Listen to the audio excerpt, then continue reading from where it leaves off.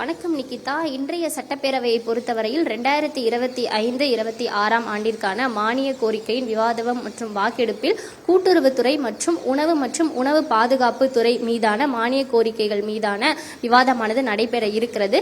இதனைத் தொடர்ந்து துறை சார்ந்த அமைச்சர்கள் பதிலளித்து பேச இருக்கின்றனர்.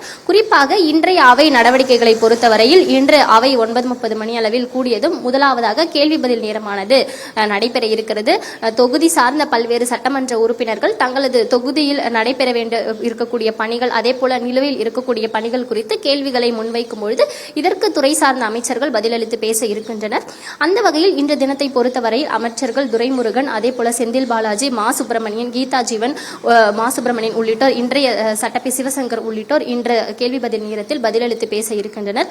இதனைத் தொடர்ந்து கவன ஈர்ப்பு, அதாவது 2 கவன ஈர்ப்பானது இன்று கொண்டு வரப்பட இருக்கிறது.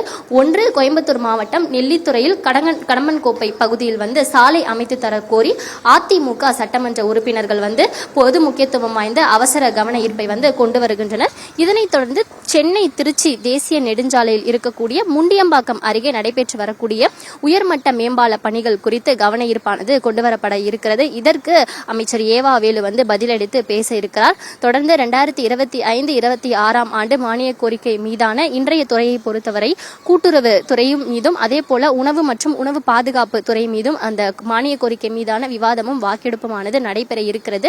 கூட்டுறவுத்துறை பொறுத்தவரை அமைச்சர் பெரிய கருப்பன் பதிலளித்து பேச இருக்கிறார்.